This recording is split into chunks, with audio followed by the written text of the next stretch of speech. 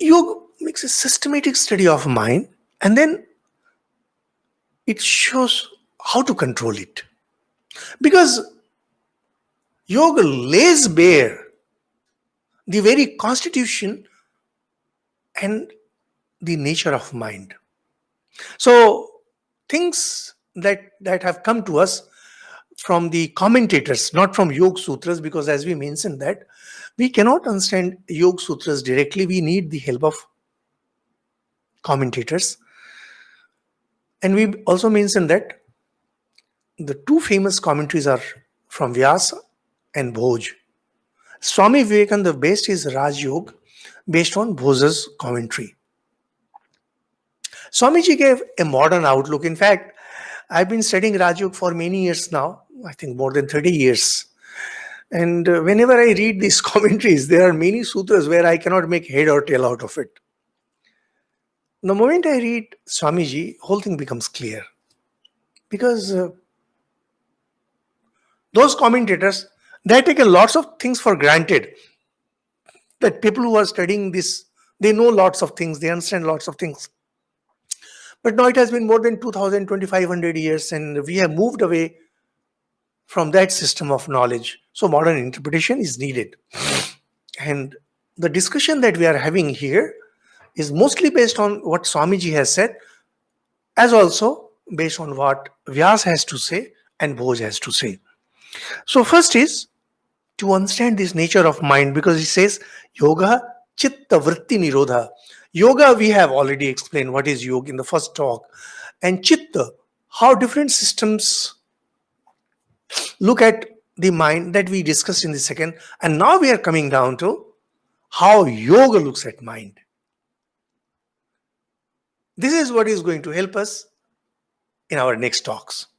The first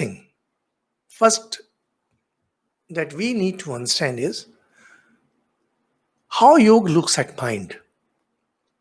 What exactly is mind? In the previous talk, we had just mentioned that Sankhya and Yoga, and Yoga is based on the philosophy of Sankhya. Sankhya says that there are two eternal principles, two eternal realities, Purush and Prakriti. Purush is the conscious principle, and Prakriti is pure energy. Pure energy. Now, what that pure energy means, we actually don't have any idea. Because, say, for example, those of you who had some knowledge of physics and chemistry, you would know that Dalton gave his famous atomic theory, where he said that atoms can neither be destroyed nor created. Much later, when atom was broken open and people came to know about electrons, protons, etc., they were kind of surprised. Many were not ready to believe it. Worse was to follow when we came to know that inside protons there are quarks. So, see, physics or chemistry cannot say that we understand the nature of atom. We cannot say that we understand the nature of energy. And Swamiji said, which we mentioned in the previous talk, that when we take food, food has the gross aspect of energy that is used by our organs. And it has a subtle aspect that is used by mind to form thoughts. Now, we belong to the tradition of Sri Ramakrishna and Swami Vivekananda, and there's no reason why I should doubt him. Somebody had asked this question, why we should believe Swamiji. For the same reason that you believe in electrons and protons. For the same reason. Nobody has seen electron, nobody has seen proton. You know those things by their effects. Same about mind, and same about people who have controlled their mind. This Prakriti is composed of Sattva, Rajas, Tamas. These are pure qualities. Now again, what pure quality is, we really don't understand much. They say that Tanmatra. Tanmatra is the finest state of matter, finest state of energy that there can be. To give an example, and I must say that the example is not really very good, Think of red color. We know what red color is, but we really don't understand what redness is. If you can think of redness beyond red, which is the substratum of everything that is red, then you will get some idea of what qualities. So, yoga philosophy says that there are three qualities: sattva, rajas, tamas. In color, they are known as red, black, and white. At energy level, they are known as inert, activity, and stability. So it's mostly these three. I was very surprised when I read something about quarks. Actually, I'm not a man of physics. I just read physics out of hobby. It's my hobby. I love reading physics, and for that matter, anything fundamental. So when I read the nature of quarks, I was surprised that see how fundamentally it agrees with sattva, rajas, tamas. One thing changes in the other. I may be wrong because I'm not a student of physics. One thing changes into another, and those three also they remain together all the time. Sattva, rajas, tamas is like that. They stay together all the time. There can never be pure sattva ever, ever. And they always try to overpower each other. Sum total of the three will always be one complete.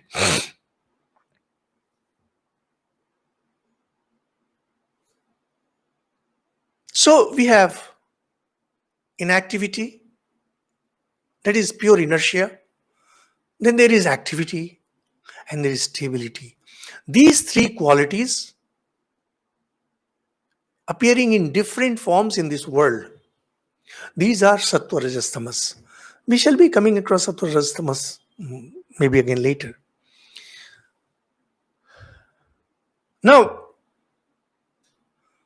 once Purush comes near Prakriti, consciousness comes near this heap of energy, that heap of energy gets disturbed.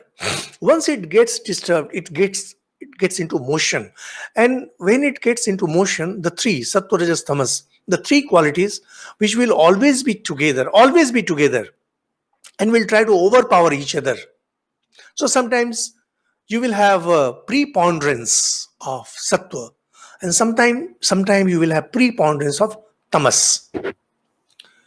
Now, in the beginning, sattva has a preponderance, superiority, and the purush, consciousness, lights it up and it appears as cosmic mind. And from that cosmic mind flows out individual minds. But mind it, that cosmic mind itself, by its very constitution, is pure particles. You can call it energy particles, you can call whatever particle. Basically, these are technically known as tanmatras. And why they should be known as tanmatras, that we shall see. Because this is not something hypothetical. It's not Patanjali or Kapil foisted it upon us. No, it's not that.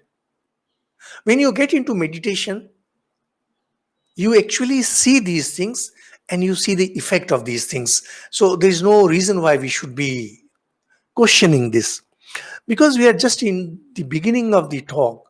So initially you need to accept the way they are.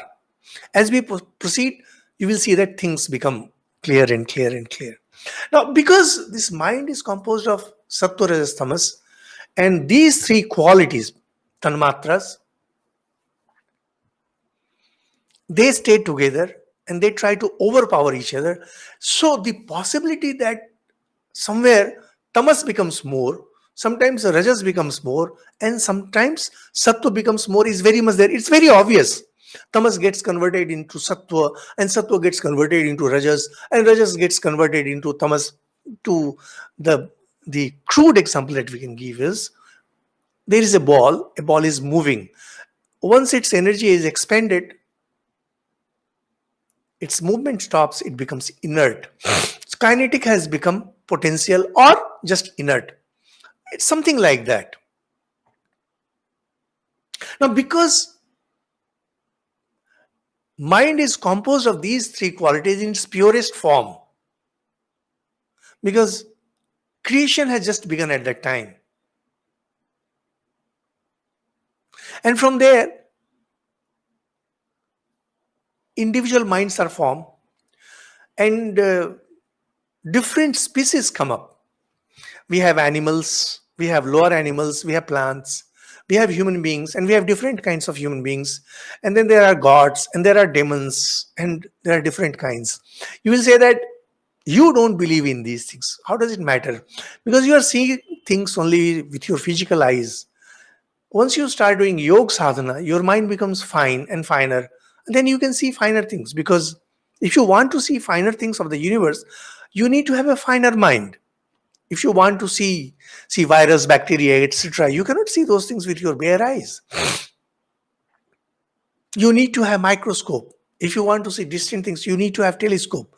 Similarly, if you want to know about finer things of the universe, you need to have a subtle mind, and anyone can acquire that subtle mind just by practicing yoga. This is where yoga philosophy excels. This is where yoga philosophy beats every other system. It doesn't say that you need to believe something. It doesn't say that unless you believe you will be damned, you will go to the hell. No, nothing like it. It says it's like this. You do it, you practice it, and you will get it. Just like our physics and chemistry experiment when we were in schools and colleges. When we say something is scientific, we mean to say that what one person experienced, the other one can also. Yoga is fully scientific. What Patanjali has described here can be experienced by anyone. So that's in brief the idea about what is mind, the constitution of mind. From there we come to states of mind. Now from here thing becomes a little technical. Yoga says that there are 5 different states of mind. Those of you who have paper and pen, if you want, you can write it down.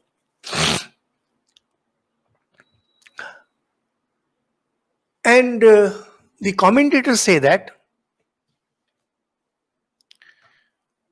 these states of mind are natural to some beings, but as far as human beings are concerned,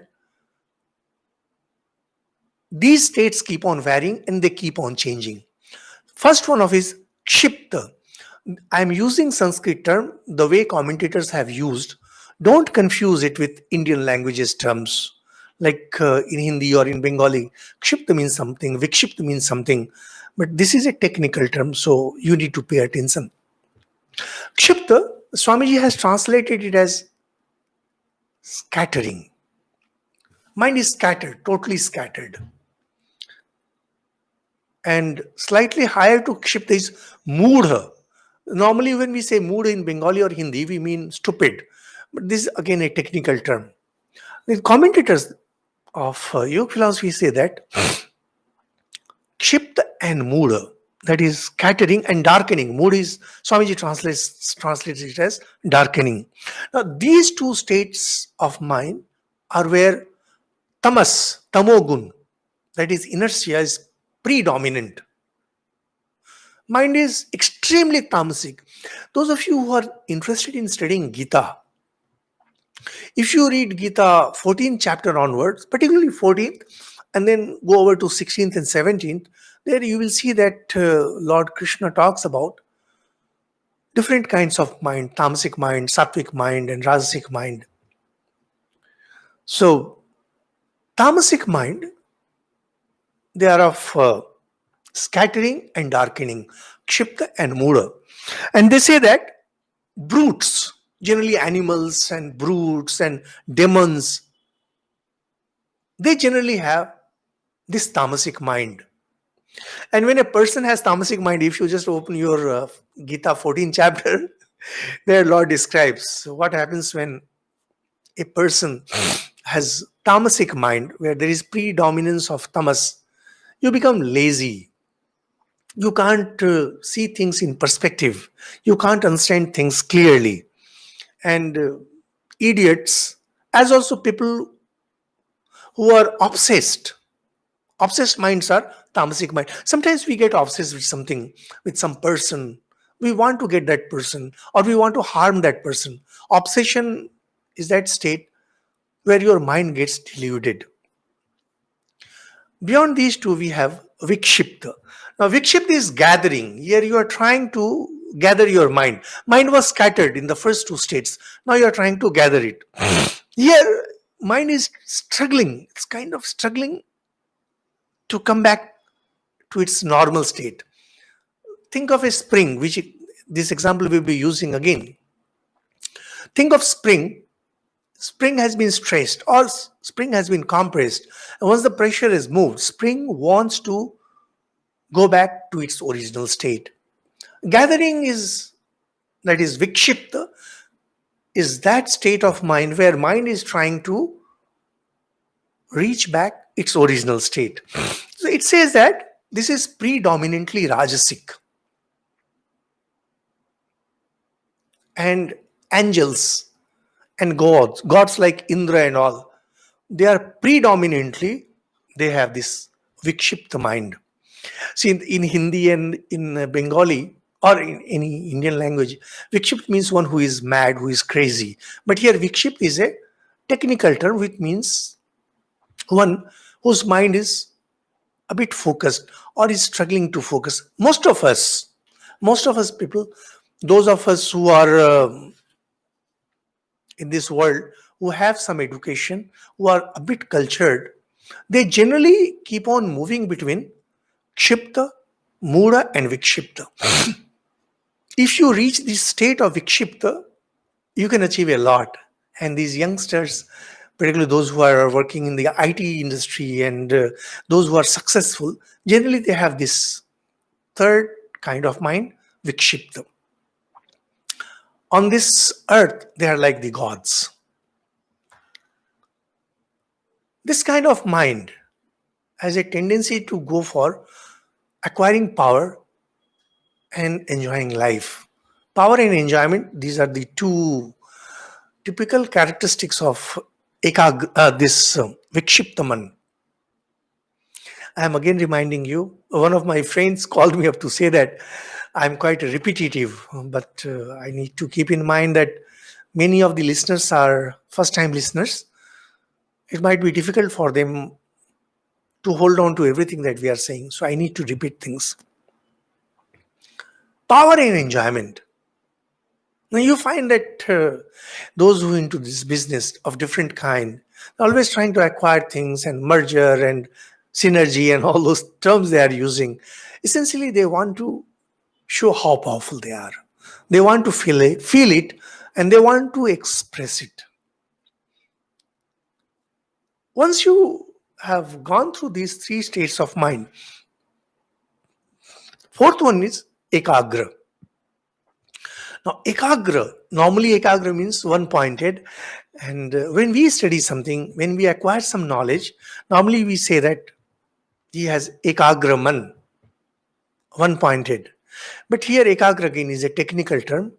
Generally, this kind of mind is where the fractured mind which was, say, into a million pieces, is now slowly coming back.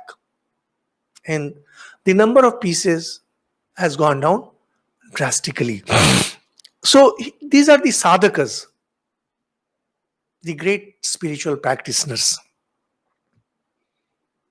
The speciality of this mind is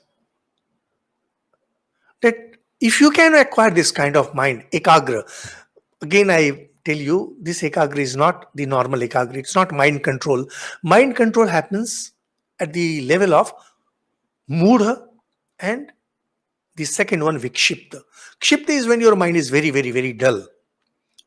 Mood is a little higher and Vikshipta is a little more higher. Ekagra is only great sages and maybe great poets, really truly great poets, may have moments when their minds are at this fourth state of existence, which is Ekagra. If a person can reach that level of Ekagrata, one can get Sampragyata Samadhi.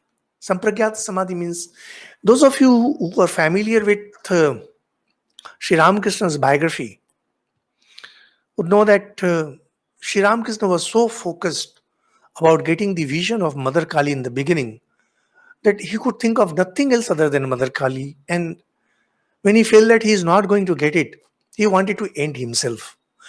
Now, this is the state where you can get the knowledge of God. This is Sampragyat Samadhi, and this is also known as Viveka Khyati, one term that we had used earlier, Viveka Khyati. Here, your identity remains, but at the same time, you get a very clear picture of spiritual reality. Now, every religion, I am not going to name what religions they are, every religion and every system of philosophical thought in India ends with this ekagra.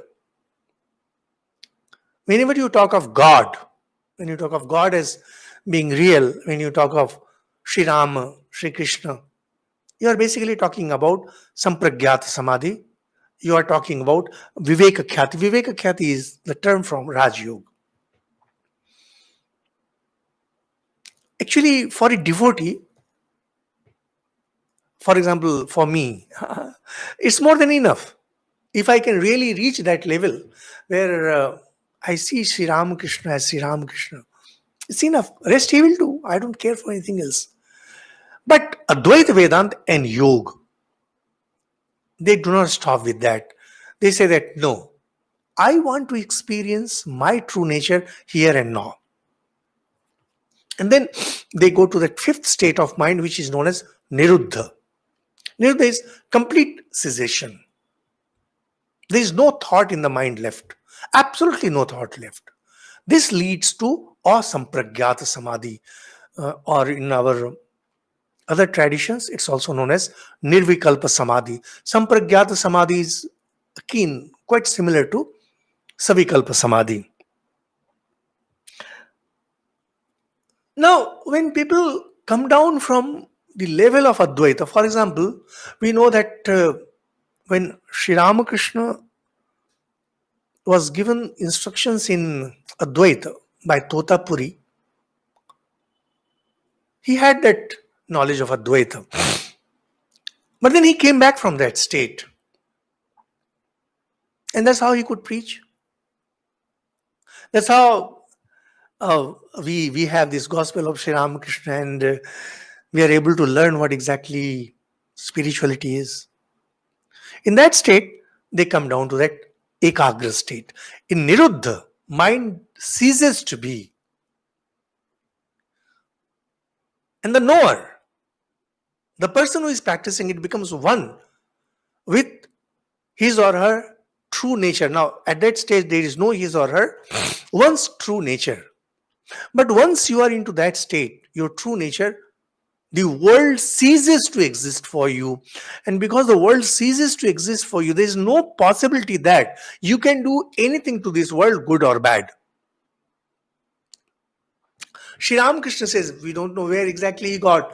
In some tradition, there is a mention of that once a person stays in that state for 21 days, his body stops functioning altogether and he dies. He dies in that samadhi and he gets liberated. But sometimes the Lord of this universe, God and Master of this universe, he wants that such persons do some good to the society. And then God, he brings those minds lower down from the state of Niruddha to Ekagra. In that state of Ekagra, once a person has been to Niruddha state, normally we call them Jivan Mukta. For example, for us, Sri Ramakrishna is God. So he is avatar. Now we will not use the term Jivan Mukta for him. But when it comes to Swami Vivekananda, whom we do not consider avatar, we don't consider incarnation,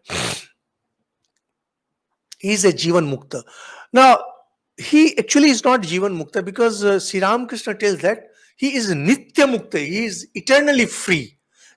Jivan Mukta is one who was in this body and mind and who brought himself to that state of concentration of mind where his mind ceased to be, ceased to exist, thought ceased to exist. And because of that, he had knowledge of what he is. Like Sri Ramakrishna says that Sri Ramakrishna describes that how when once Narendranath was pretty petulant about getting Advaita Gyan, so Sri Ramakrishna gave him, and then he said, "No more. Now I lock this knowledge, and you have to do mother's work." For us, Narendranath, later Swami Vivekananda, had this state of Niruddha, where he experienced his nature. But Sri Ramakrishna locked that up, and then his mind had to come down to the level of Ekagra, where he is Jivan Mukta or Nitya Mukta or Vivekyati. So, in that state, he will be able to see God in its personal aspect, not in impersonal aspect.